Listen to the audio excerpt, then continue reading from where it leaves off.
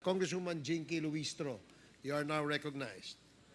Thank you, Mr. Chair. Before that, just a reminder, every member who wish to interpolate will be given 5 minutes, 10 minutes, I'm sorry. Yung 10 minutes na yon, hindi ho kasama yung reply nung sasagot. So, and no interjections. Let me reiterate that there are no interjections dito para magkaroon kayo ng enough na time para makapagtanong. Congresswoman Luistro, you're now recognized. Please proceed. Thank you. Can you please confirm if you are the same Roland Eslabon Espinosa, aka Kerwin? Kayo po ba ito? Opo. Yes po, Your Honor. And do you confirm the truthfulness of the contents of this affidavit?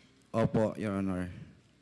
Hindi po ba kayo tinakot, binayaran, pinakiusapan, pinangakuan para gawin ang salaysay na ito?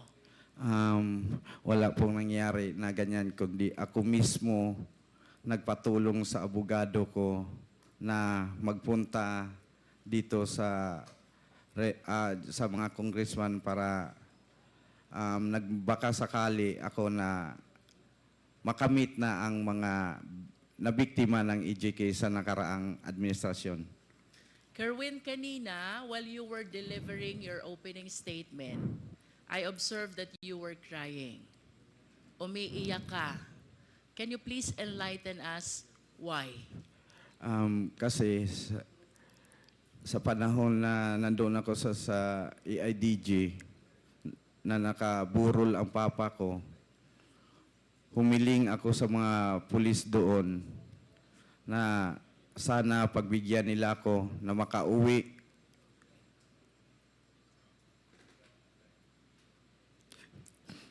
Na makadalaw man lang at makita ang papa ko na nakaburol sa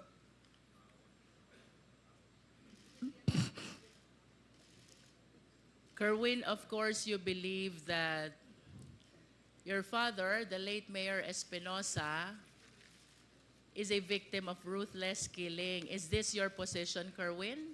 Yes. Pero alin ba yung mas nakakaiyak? Yung pagkamatay ni Mayor Espinosa o yung hindi kanila pinayagan na madalaw ang burol niya? Pareho po yung dalawa na hindi ako pinayagan na makauwi sa lugar namin para makita sa kahuli-hulihan na panahon ang daddy ko. Kerwin, prior to the death of Mayor Espinosa on November 5, 2016, he was the mayor of Albuera, Leyte. You confirm? Yes po. Pang-ilang taon po ba niya na mayor ng Albuera during that time? First time pa po niya na maging mayor po ng Albuera, Leyte. So 2016 is supposed to be his first term as mayor. Yes po. Ano po ang ginagawa ni Mayor Espinosa bago siya naging mayor noong 2016? Ang mga ginagawa po niya ay tumutulong sa mga tao doon sa lugar namin o sa lungsod ng Albuera. Ng mga kunting mamigay siya ng mga bigas, yung may mga problema kahit personal, yung mga asawa, ayusin niya. At madali siyang lapitan ng mga tao doon. Kaya binoto siya na maging mayor. Pwede mo ba kaming kwentuhan, Kerwin? Ano ang pagkatao ni Mayor Espinosa as he is known by the people of Albuera, Leyte? Yung papa ko po, mabait. Mabait na tao. Mahirap na kung elaborate ko pa kung anong klaseng tao siya. So siguro sa nakita kong kakayahan ng Quadcom o sa mga congressmen, pwede naman sila magpadala ng tao doon sa lugar namin at itanong kung anong klase o anong unsay pagkatao sa akong papa. Lisod, mahirap kasi na ako magsalita na ganito kasi sarili ko yon, ama. Mas mabuti na malaman nyo based doon sa mga tao sa Albuera. I understand, Kerwin.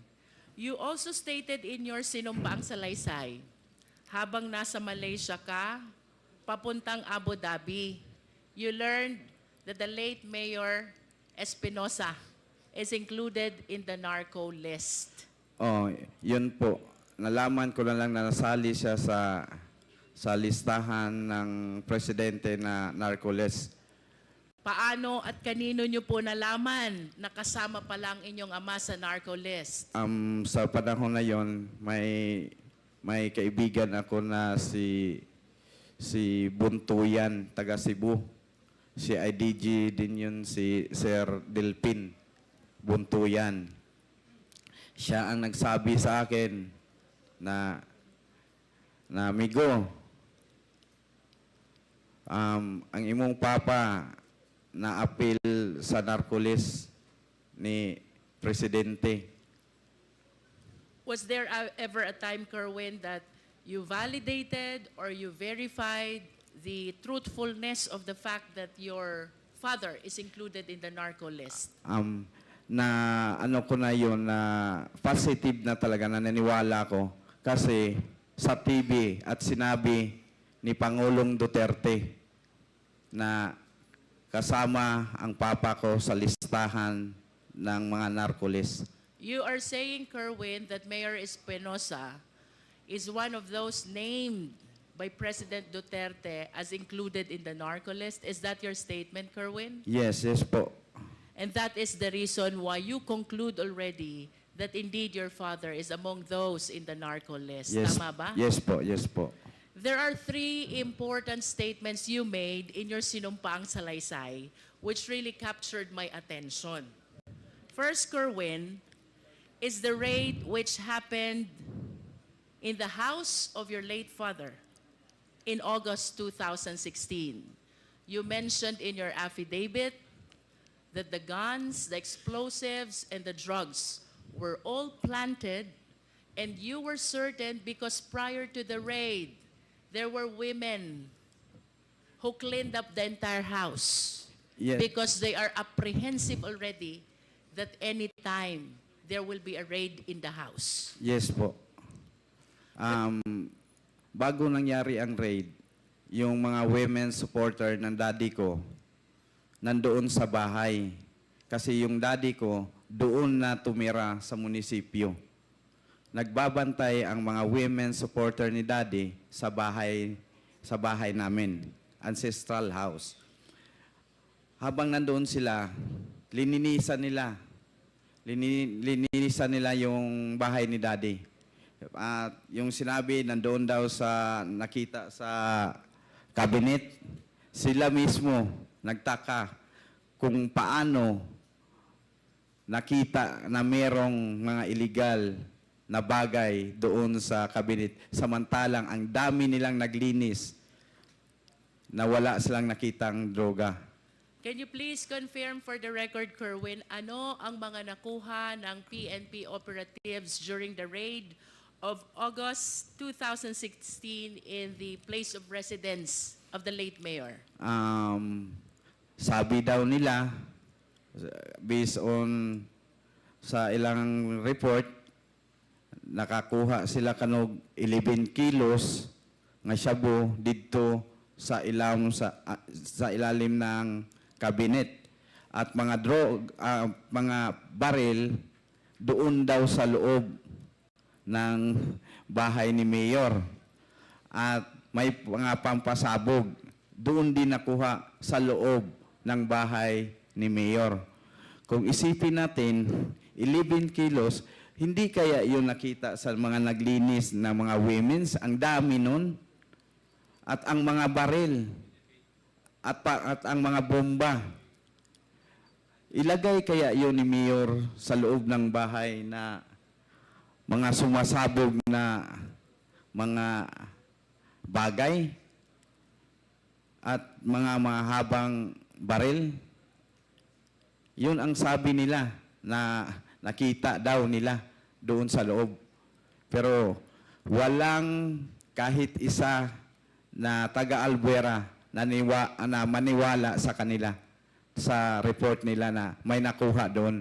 Kasi ang nagbantay sa bahay ni Mayor, yung ancestral house namin, nasa 70 ka mga babae nandoon sa bahay. Binantayan talaga ang bahay namin. Inano sila ni Joby na magkaroon ng raid, kaya tumakbo na sila. Natakot. So you deny, Kerwin, the legitimacy of the raid or the operation that was conducted by the police operatives on August 2016? Opo. And can you please state for the record, sino po ba ang namuno? Sino po ang team leader ng naganap na raid sa inyong tahanan nung nasabing petsa? Si Mr. Joby Espinido po. Can you please state his full name? Police Colonel Joby Espinido. Mr. Chair, may we know if we have Colonel Espinido here? To the information of the Honorable Luistro, he sent us a letter of excuse in today's hearing. Thank you, Mr. Chair. For the satisfaction of the Filipino people, just to make sure that Kerwin is aware of the identity of the one he is naming as Colonel Jovi Espinido, may we request the Secretariat to flash a picture and let's hear from Kerwin if he will be able to identify who this person is. Yes po. Secretariat, please.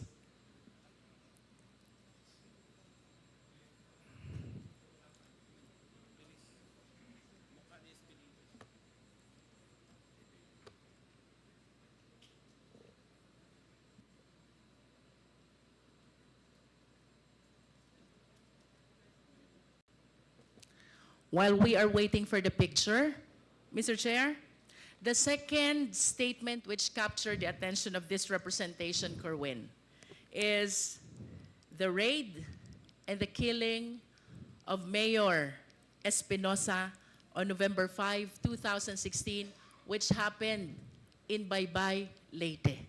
You confirm this? Yes po, sa loob ng provincial jail ng Baybay, Leyte.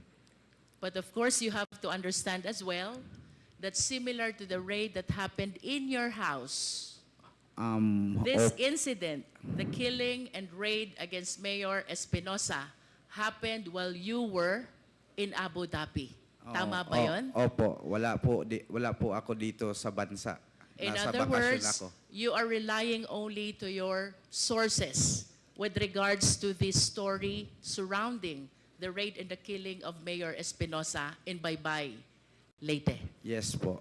And can you please enlighten us, for the satisfaction of the public who are watching us, Kerwin, because you went a long way for us to be able to hear these explosives of yours. For a period of 7 years, naniniwala ang buong sambayan ng Pilipino sa naging testimonya mo sa Senate noon.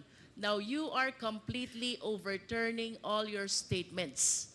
And we owe it to the Filipino people to explain and share what really happened according to your source during the raid and the killing of Mayor Espinosa on November 5, 2016 in Baybay, Leyte.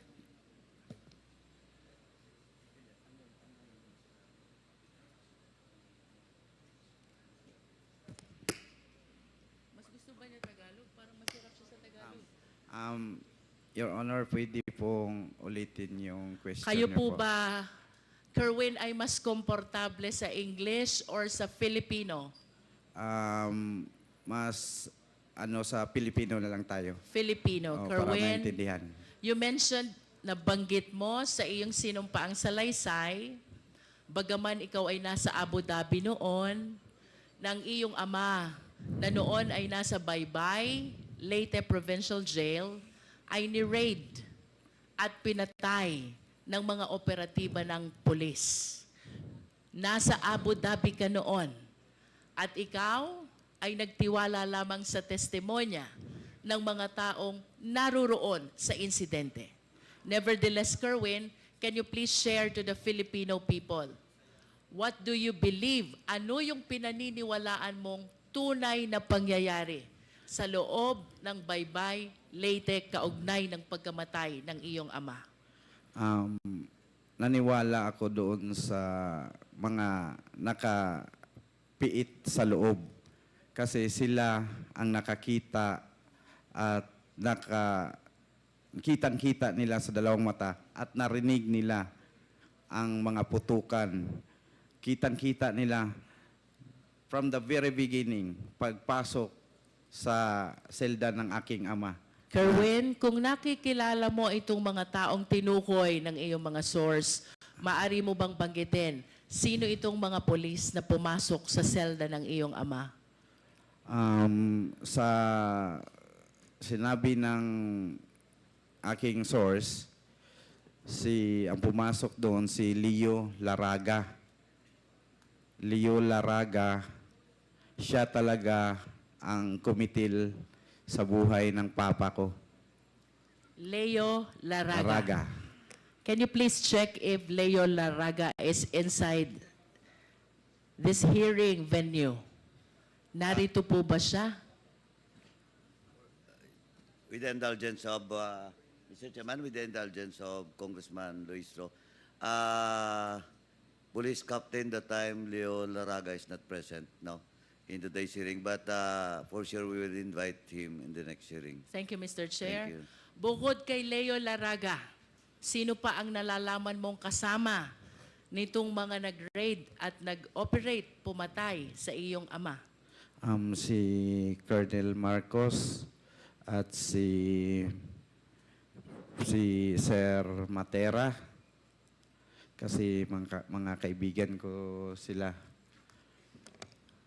Kerwin, regarding Colonel Marcos and Colonel Matera, if they are present in this hall, can you kindly point at them?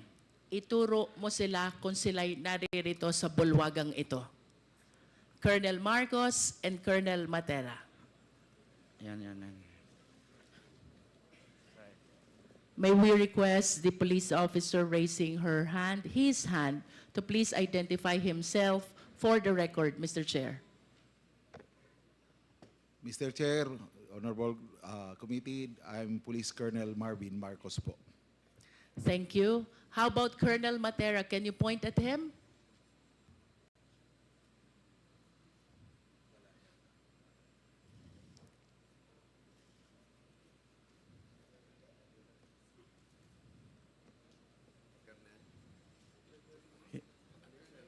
Hindi, wala dito. Hindi ko It's nakita. okay, Kerwin, if Colonel Matera is not present in the hall. Okay lang yun. Po. I am certain that the Quad will be inviting him as well. Kerwin, bukod sa mga nabanggit mong pangalan, meron ka pa bang kayang tukuyin na kasamang pumasok, nag-raid, at pumatay ayon sa'yo at sa mga sources mo kay Mayor Espinosa? Ang sinabi sa akin, yung kumitil lang ng talaga sa papa ko.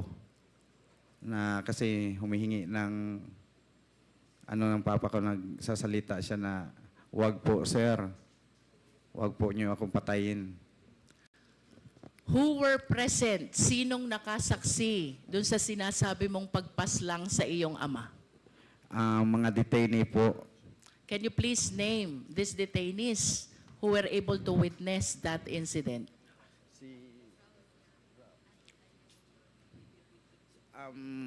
A certain Dondon na taga sa amin sa Albuera. At si Raul Yap na matay naman yun. Patay man si Raul Yap. At si Ruben, a certain Ruben, tatlo sila pero yung isa Tatlo yung ano ng daddy ko kasama niya sa selda, nag-a-assist sa kanya.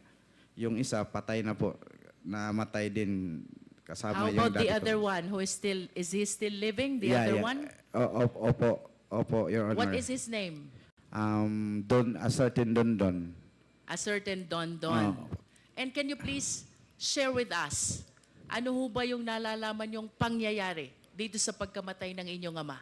Pumasok, and then what happened next? Ang una nilang ginawa daw, sabi sa aking source, pinapace the wall muna yung mga pulis. Can you please illustrate? Maari mo bang ipakita sa amin paano ba yung face the wall so the Filipino people will understand? Dito ko lang po gawin sa...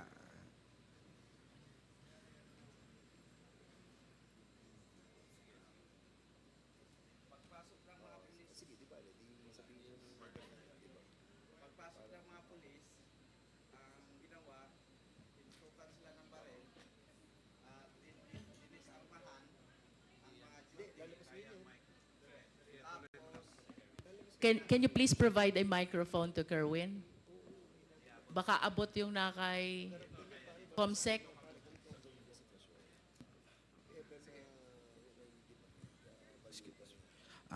Ganito po ang sinabi sa akin na nangyari nung raid.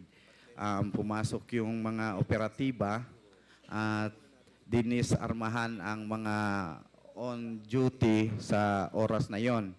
Nung pagkatapos nilang nadisarmahan, ganito po, pinapace the wall sila.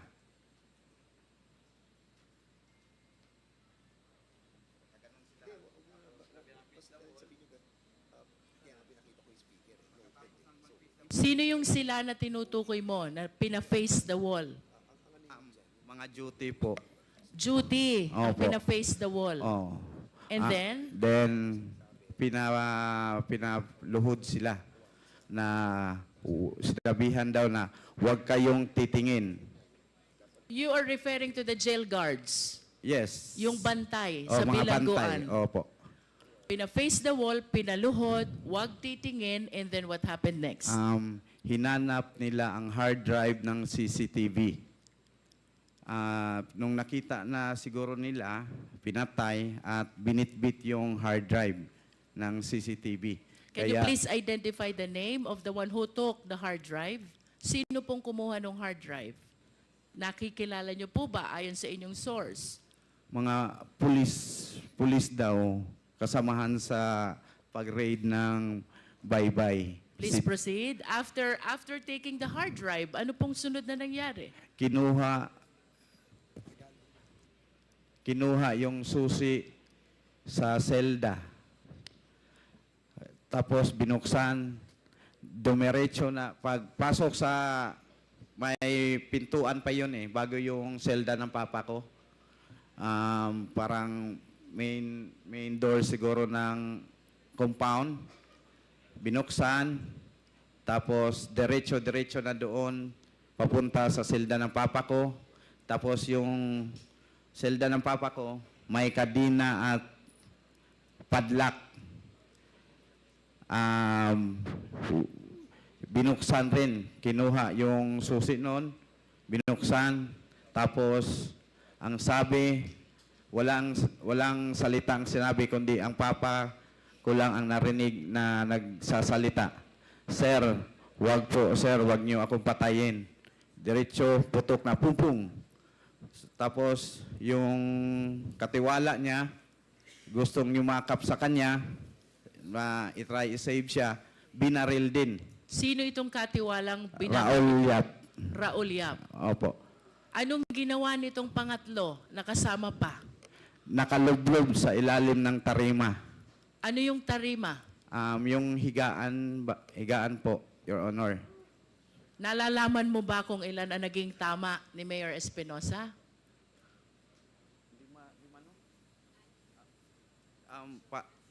Hindi ako sure, or more than five More than 5. more than 5 bullets ang na tumama sa kanya.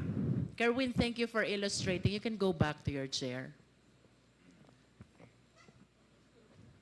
You confirm also, Kerwin, na ang raid at pagpasok dito sa Baybay, Leyte ay nag-ugat doon sa search warrant na ini-issue laban sa iyong ama. Tama ba yun? Opo, Your Honor. Nalalaman mo ba kung sino ang huwes na nag-issue ng search warrant?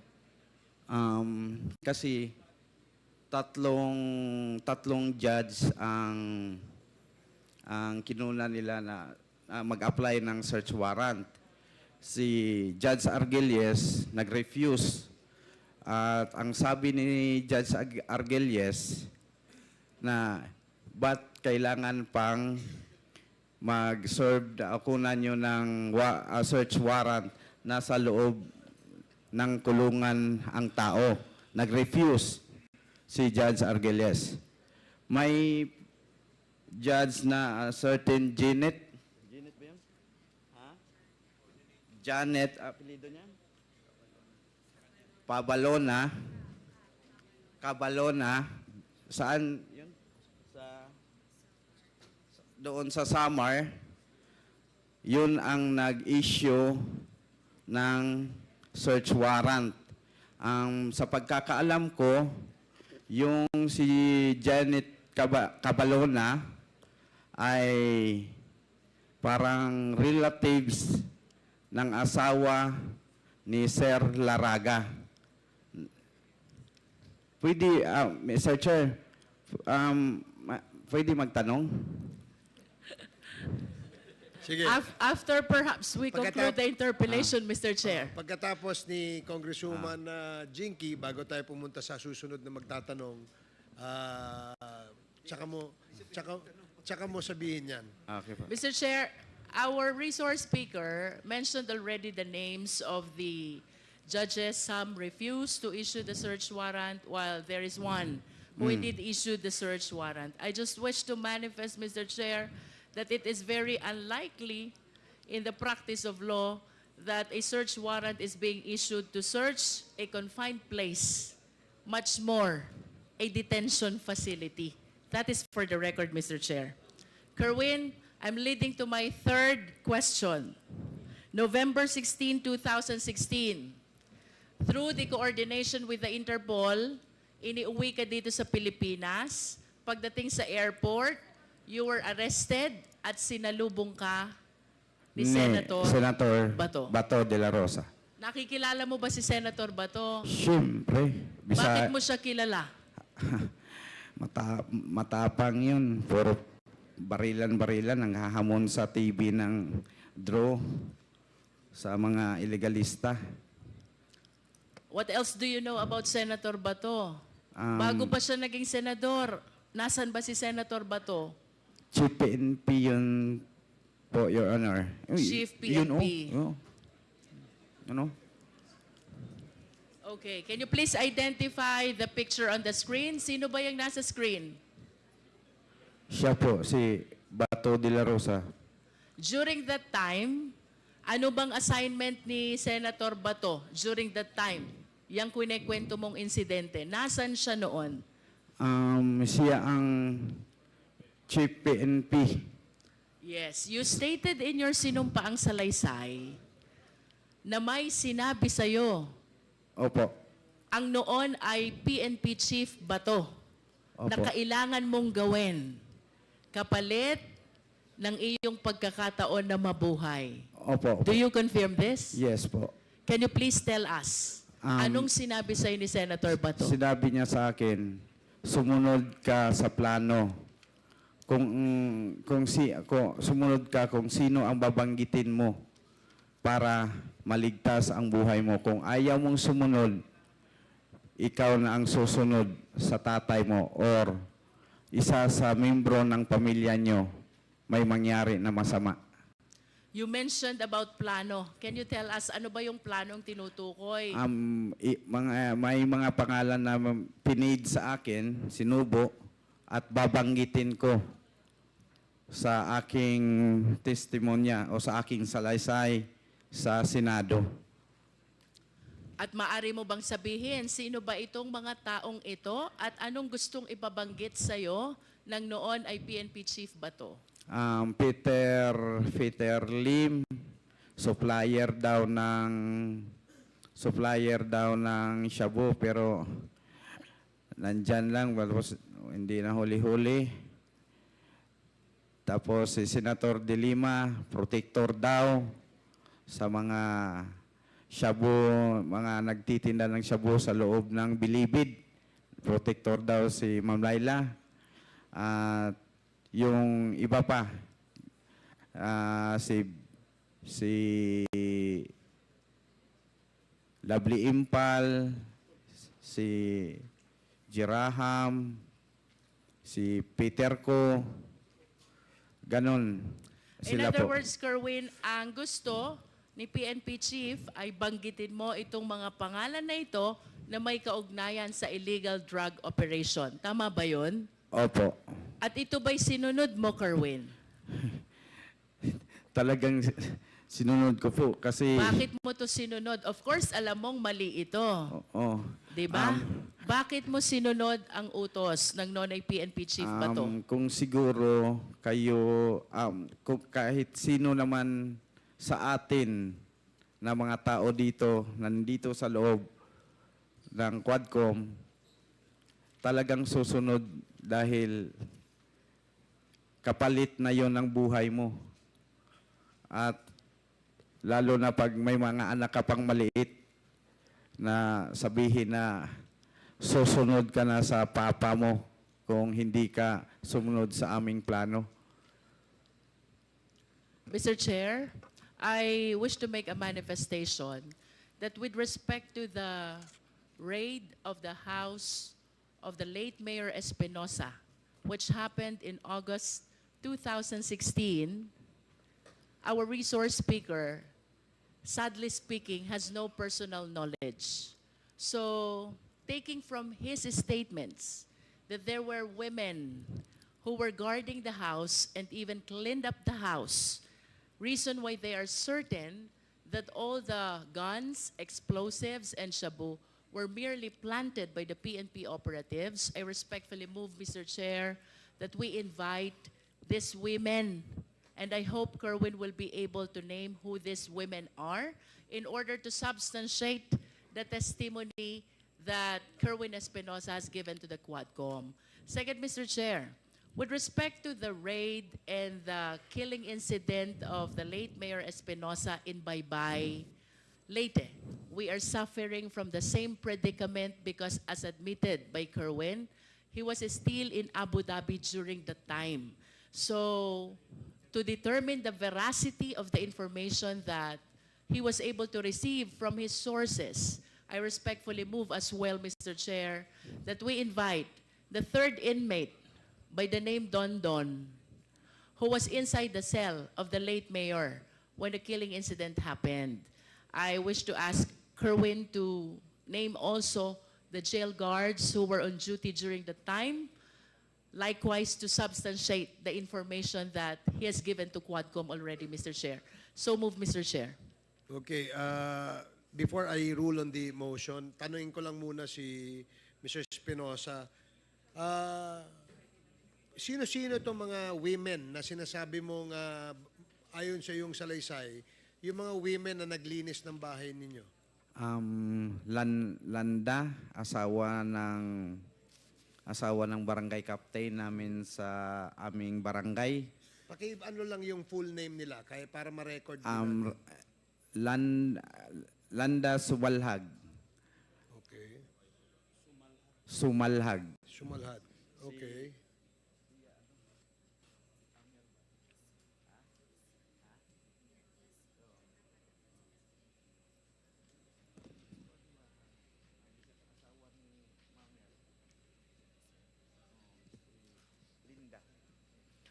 Linda Rosal.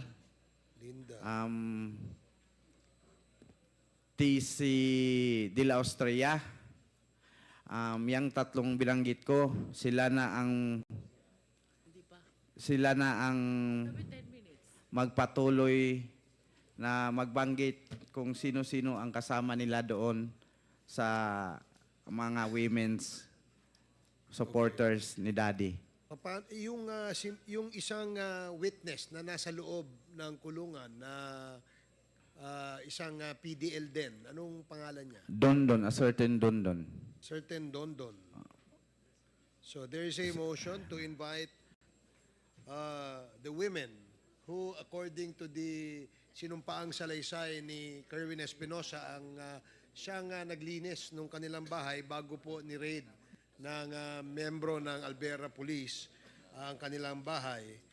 And a certain Dondon who is a PDL and who apparently saw the incident that happened inside the jail. Is there a second? Is there a there's a second? Are there any objections? So hearing none, the motion is approved. Comsec, Mr. please Chair. invite the following personalities mentioned by Mr. Espinosa in the next Quadcom hearing. Mr. Yes, Chair. Congresswoman Luis. Can we please invite as well the jail guards who were on duty if we have the means to determine who these people were? Comsec, kindly determine who these jail guards on duty at the time of the incident and report to the Quadcom. Thank you. Anything else? Mr. Chair, I'm about to conclude. Okay, thank you. I just have one quick question for PIDEA. PIDEA, sir, palagi pong nababanggit itong narco list. Even from the time of the 3 Chinese drug lords to the time of PCSO Board Secretary Wesley Barayuga, and now we are confronted by the killing incident as alleged by Kerwin committed against Mayor Espinosa, who allegedly was included as well in the narco list. Can you please enlighten us? Ito ho ba'y chinek nyo if during that time the name of Mayor Espinosa indeed appear in the narco list?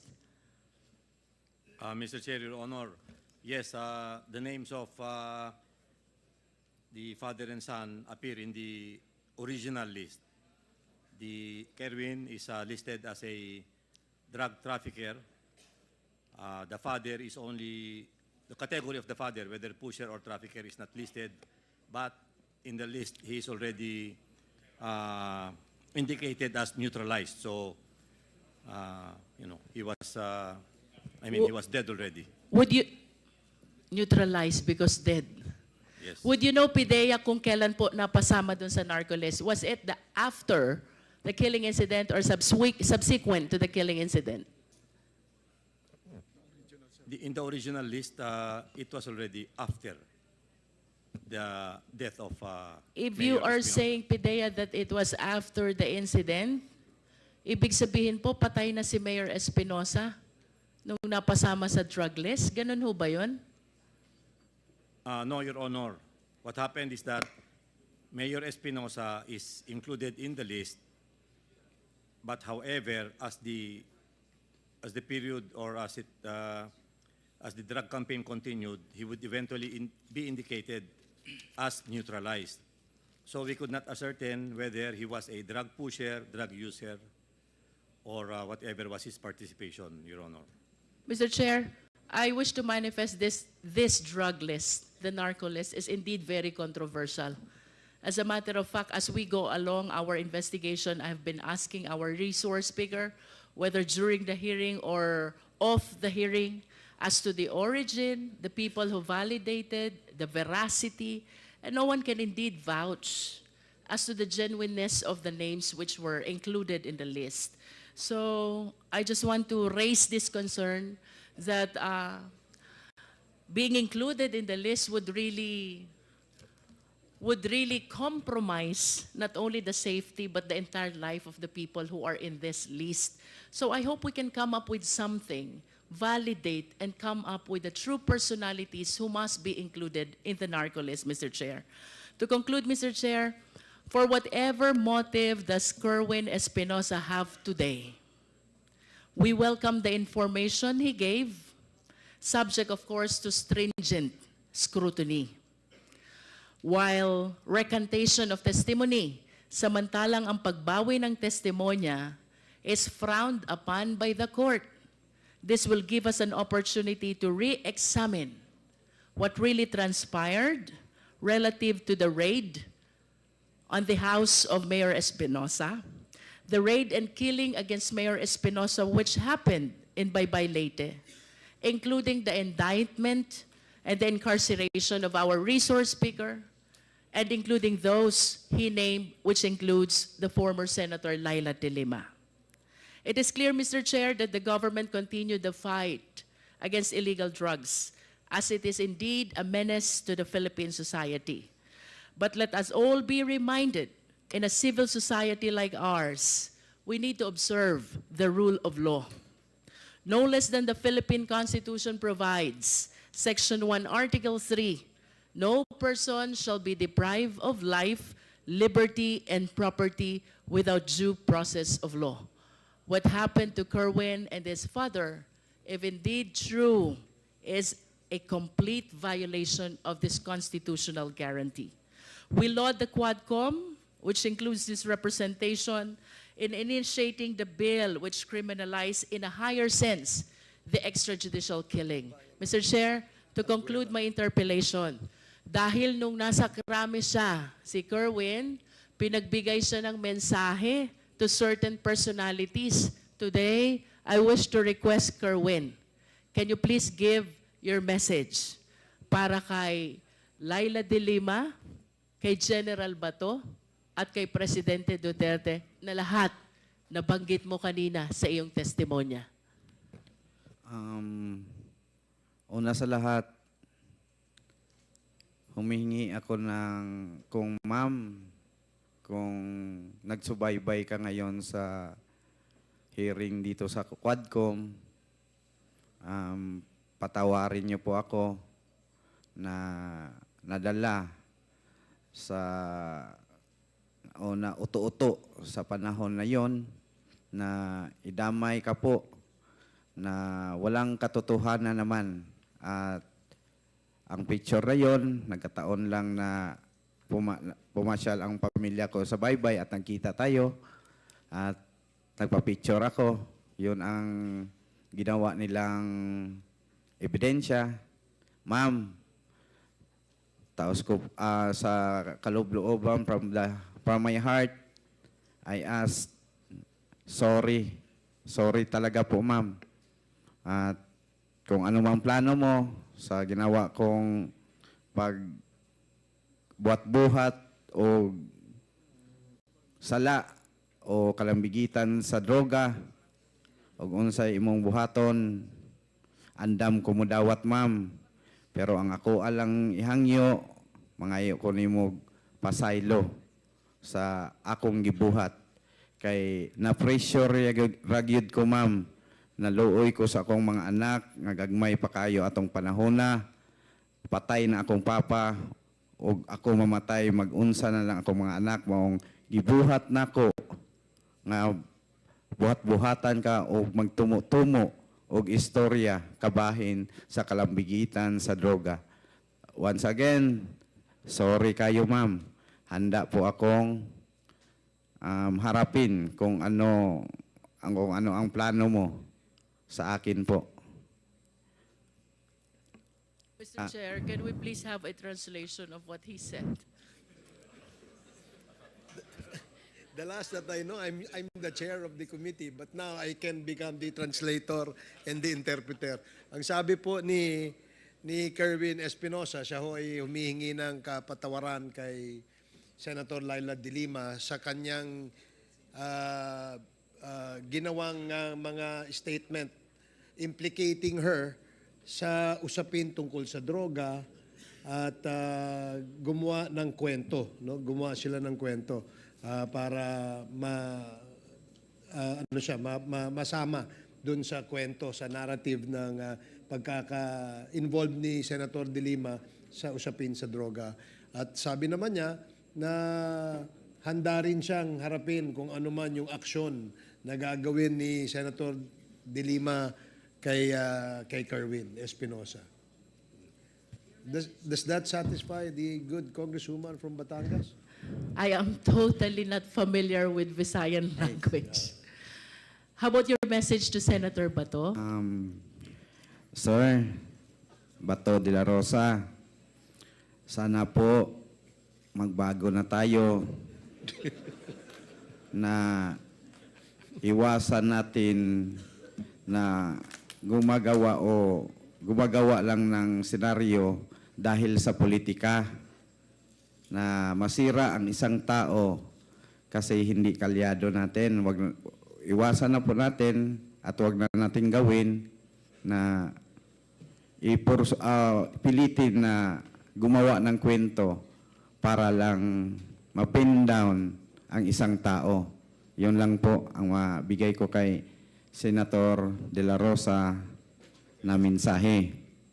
At sa ating Pangulo noon, ang ano ko lang kasi pinagbigyan ako na makapagbigay ng mensahe,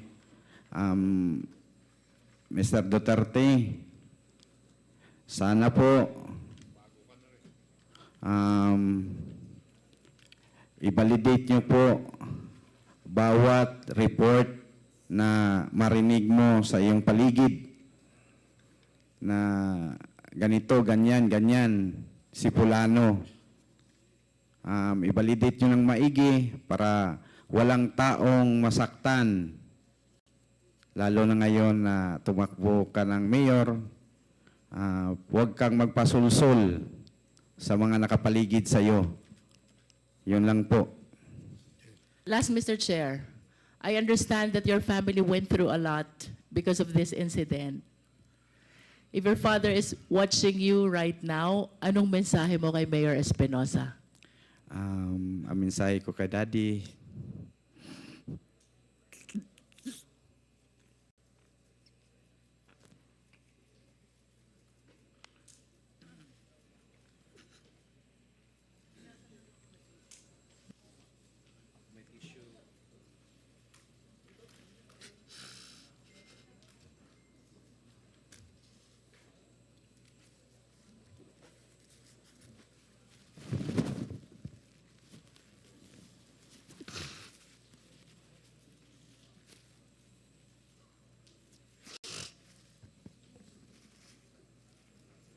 ang mensahe ko sa daddy ko, kung saan ka man naroon, huwag mo kaming pabayaan, i-guide mo kami hanggat makuha ang hustisya ng iyong pagkamatay.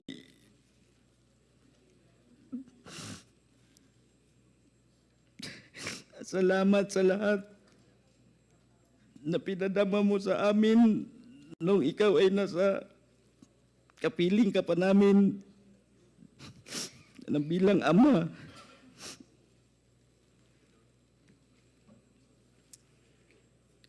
Basta di lahat gagawin namin ng mga anak mo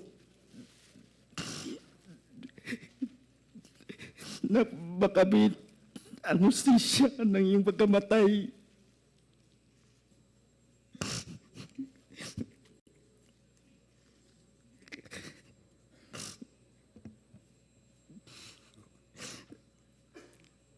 Padayon na lang di sa imo pagpanaw. Ayaw na kayo una-una ang naitabo kanimo. Kaya ako di anda mamatay para makuha lang yung hustisya di mo.